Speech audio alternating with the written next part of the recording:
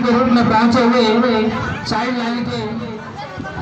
Line के कार्यकर्ता माननीय अश्विनी सर जी, और केवल चाइल्ड लाइन के कार्यकर्ता ही नहीं, आज आपके बीच हम या हमारे विद्यार्थी जो कुछ भी मंच पर बोल रहे हैं यह दिन उनका ही है।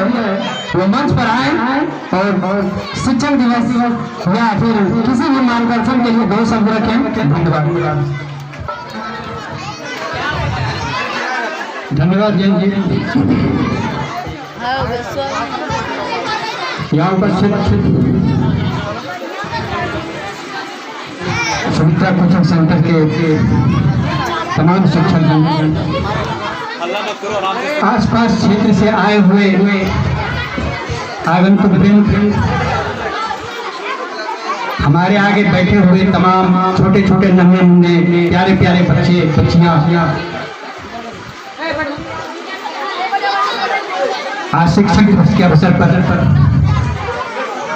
मैं आप लोगों का हार्दिक अभिनंदन करता हूँ, हार्दिक स्वागत करता हूँ। मैं पहले भी यहाँ कई बार आ चुका हूँ।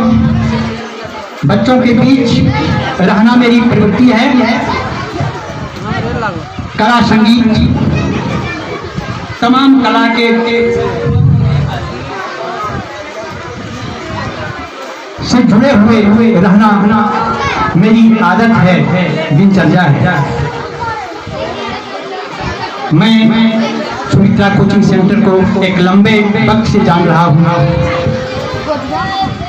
जैन जी की कर्मठता से इस क्षेत्र के तमाम युवाओं को प्रेरणा लेनी चाहिए कि समाज की सेवा शिक्षा के माध्यम से किस तरह होती है और कितना उसमें त्याग की जरूरत है, कितनी तपस्या की जरूरत है और कितने अपने आप को खपाने की जरूरत है, यह तमाम युवाओं को महसूस होना चाहिए। समाज कभी आगे बढ़ सकता है, चाहे वह शिक्षा के क्षेत्र में हो, अर्थ के क्षेत्र में हो, विचार के क्षेत्र में हो, संस्कृति के क्षेत्र में हो, सभ्यता के क्षेत्र में हो, तभी वो आगे बढ़ सकता है। जबकि हम आप जाति धर्म संप्रदाय को भूलकर एकजुट होकर समाज के विकास के लिए काम नहीं करेंगे। हमको करना होगा। मैं इस मंच के माध्यम से आपको ये बताना चाहूंगा और खासकर चाइल्ड लाइन के कुछ थोड़ी सी विचार को आपके सामने में रखूंगा। और एक बहुत बड़ा मुद्दा है, एक ऐसा मुद्दा भी समाज के सामने है कि शिक्षा नहीं होने के कारण और शिक्षा क्या हो, क्या छूट रहा है हमसे, शिक्षा के अंदर में क्या छूट रहा है जिसके माध्यम से हम अभी बहुत हद तक पिछड़ रहे हैं। आज आप समाज के अंदर में देखते हैं आए गए ऐसी घटनाएं घटती है कि आप 10 साल पहले, 15 साल पहले, 20 साल पहले इसकी कल्पना नहीं करते। ये घटना क्या है? ये घटना है पहचान। अपने आप को हम पहचान नहीं पाए। घटना है आज हमारे समाज की बच्चियां, बच्चे विकृत मानसिकता के चलते घर से निकल जाते हैं, घर से भाग जाते हैं। ये उसकी विकृत मानसिकता है, लेकिन वो विकृत मानसिकता बनी कैसे? यह विकृत मानसिकता इसलिए बनी कि वो अपने आप को जान नहीं पा रहा। आज नाबालिग बच्चे बच्चियां घर छोड़कर एक झूठे प्रलोभन में पड़कर घर से बाहर निकल जाते हैं। एक गंतव्य दिशा की ओर भाग जाते हैं, अपनी उसे कुछ सुध नहीं रहती, अपने परिवार की इज्जत प्रतिष्ठा का कोई ख्याल नहीं आता, अपने समाज अपनी संस्कृति को बेअंदाज करते हुए वो निकल जाते हैं। उस माता पिता को भूल जाते हैं जिस माता पिता ने, जिस माँ ने उसे 9 माह तक उस बेटी को अपने पेट में पाल के रखा, बेटे को पाल के रखा, और फिर 13 बरस 14 बरस 15 बरस तक उसको अपना घर का अर्थ काट कर उसकी आवश्यकता की पूर्ति की। वैसे पिता के प्यार को भूल जाता है जिस पिता ने उसे कंधे पर बैठ करके अगल बगल ले जा करके मेले में उसको आनंद दिया होगा, गोद में लिया होगा, प्यार किया होगा, प्रेम किया होगा। माँ का ममता, पिता का प्यार, भाई का स्नेह, ये हर चीज को भूल कर छोड़कर एक बेटी अपने घर से निकल जाती है। ये क्या है? ये उस बेटी की गलती नहीं है, वो उस बेटे की गलती नहीं है, गलती है परिवार की और शिक्षक की। आज हमारे समाज में बच्चों को स्कूलों में सिर्फ किताबी शिक्षा ही दी जा रही है, और उसमें भी यह शिक्षा दी जा रही है कि तुमको पढ़ना है, नौकरी करना है, पैसा कमाना है, शादी ब्याह करना है, और किसी से मतलब नहीं। लेकिन आज जरूरत है, सबसे बड़ी जरूरत आज है समाज के अंदर में कि घर से, जबकि कहा जाता है कि घर प्रथम पाठशाला होता है बच्चों का, प्रथम गुरु माता पिता होते हैं, और उसके बाद स्कूल में बच्चे आते हैं। क्या होता है, घर में वैसा माहौल नहीं, जानकारी नहीं, पेरेंट्स शिक्षित नहीं है। लेकिन स्कूल में बच्चे जब आते हैं तो उनको अपनी सभ्यता संस्कृति का ज्ञान भी दिलाना हमको आवश्यक है कि तुम कौन हो, सिर्फ एक विद्यार्थी नहीं हो, तुम्हारी पहचान क्या है। तुम्हारी पहचान है कि तुम एक प्रबुद्ध शुद्ध परिवार के बच्चे हो, बेटे और बेटियां हो। तुम्हें कोई ऐसे समाज में कोई भी गलत कदम न उठाना पड़े, और न उठाओ कि कल तुम तो सर झुका के चलोगे ही, तुम्हारे माता पिता और भाई को भी सर झुका कर चलना पड़े। यह जानकारी उसे नहीं है, यह भी जानकारी हमें शिक्षा संस्थान में ही देना होगा। उसके लिए कुछ थोड़ा सा समय हर दिन, सप्ताह में 2 दिन, सप्ताह में 1 दिन निकाल कर अपने बच्चों के बीच उसे अपनी सभ्यता संस्कृति, अपना इतिहास जो है, तुम क्या हो, तुम कृष्ण के वंशज हो, तुम राम के वंशज हो, तुम महाराणा प्रताप के वंशज हो। तुम्हें ऐसा कदम नहीं उठाना है जिससे कि समाज तुम पर हंसे। बच्चे को यह शिक्षा भी देना चाहिए, लेकिन शिक्षा ऐसी नहीं हो जानी चाहिए जो शिक्षा, जिस शिक्षा के माध्यम से आज आप अफगानिस्तान की स्थिति देख रहे हो। आप लोग सब जान रहे हैं ना अफगानिस्तान में क्या हो रहा है। दिन दहाड़े बेटे बहुओं को घर से खींचकर तालिबानी ले जा रहे हैं, बात नहीं मानने पर गोली से लाश बिछाए दिए जा रहे हैं। लेकिन नाम क्या रखा है, तालिबान। तालिब शब्द का क्या होता है? तालिब का अर्थ होता है विद्यार्थी, शिक्षा। तालिबानी का फारसी शब्द है, और तालिबानी मतलब विद्यार्थी, और तालिब मतलब शिक्षा। कह रहा है वो अफगानिस्तान का वो आतंकवादी लोग कह रहा है कि हम तालिबानी हैं, हम तो विद्यार्थी हैं। लेकिन क्या वो सही में विद्यार्थी है?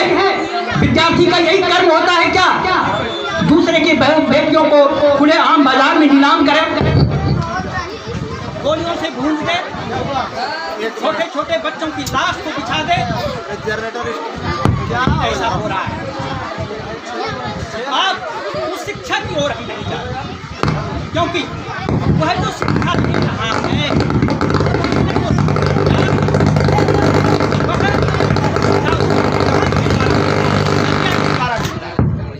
शरिया में यही चीज है। दुनिया में कोई भी तुम्हारा नहीं है, सिर्फ तुम हो। लेकिन हिंदू धर्म में क्या है? हिंदू में क्या है कि वसुधैव कुटुंबकम, हम वसुधैव कुटुंबकम का नारा लेकर आगे बढ़ते हैं और वो सिर्फ तुम्हारा अपना साम्राज्य स्थापित करना है, चाहे इसके लिए कितनों ही खून की नदी बहानी पड़े, कितने ही बेगुनाहों को बम से उड़ाना पड़े, कितने बेगुनाहों को गोलियों से भूनना पड़े, भून दो। तो वो एक विद्यार्थी है तालिबानी, नाम विद्यार्थी है और तालिब शिक्षा। वैसे विद्यार्थी के हमको और शिक्षा की जरूरत नहीं है, लेकिन हाँ यह बात जरूर होनी चाहिए कि हमारे संस्कृति पर, सभ्यता पर अगर कोई आंख उठाकर देखता है तो उसके लिए हम तलवार भी निकाल सकते हैं, अपनी रक्षा के लिए, अपने धर्म की रक्षा के लिए, अपने संप्रदाय की रक्षा के लिए हम सब कुछ कर सकते हैं, अपनी जान की कुर्बानी दे सकते हैं। सिर्फ हिंदू शब्द लेकर अभी चलिए, किसी भी जाति बिरादरी की कोई गप नहीं है। जाति तो इस्लाम में भी 400 जातियां हैं, एक नहीं, मैं इसकी सूची दे सकता हूँ, एक नहीं 400 जातियां हैं। वो कहता है कि जाति नहीं है मेरे पास, कोई छूट छाट भेदभाव नहीं है, लेकिन उससे बड़ा भेदभाव कहीं है ही नहीं। तो मेरा कहना है कि आप आगे बढ़िए, अपने बच्चों को यह शिक्षा दीजिए, अपनी संस्कृति से उसे परिचय कराइए। आज आपकी संस्कृति से, अपने सभ्यता से, अपने रहन सहन से, खान पान से वो परिचित नहीं है, इसीलिए आज बच्ची आपके घर से भाग रही है, लड़के भाग रहे हैं, बच्चियां भाग रही है, बदनाम हो रहे हैं। गुजरात का एक छोटा सा उदाहरण मैं दे रहा हूँ, ये हाल का उदाहरण है। एक संपन्न मध्यम वर्गीय परिवार की पढ़ी लिखी बेटी और नौकरी पेशा बेटी, प्राइवेट कंपनी में नौकरी करने वाली, अच्छे पोस्ट पर रहने वाली बेटी घर से भाग गई और लव जिहाद के पढ़ में पढ़कर वह इस्लाम धर्म उसने कबूल कर लिया। वो दिल्ली आ गई। जब उसके और परिवार के 4 सदस्य में उसका माता पिता भाई और एक बहन ने जब जाना कि मेरी बहन, मेरी बेटी घर से भाग गई है, तो अपनी इज्जत और प्रतिष्ठा को बचाने के लिए उसको बर्दाश्त नहीं कर सका, उसने जहर खा करके अपनी आत्महत्या कर, चारों ने। और जब उस लड़की ने जाना कि मेरे पिताजी और वो मेरे परिवार के 4 लोग मर गए हैं जहर खाकर मेरे लिए इज्जत प्रतिष्ठा के चलते, तो दिल्ली में भी उसने जहर खाकर उस लड़की ने आत्महत्या कर दी। पूरा परिवार खत्म हो गया।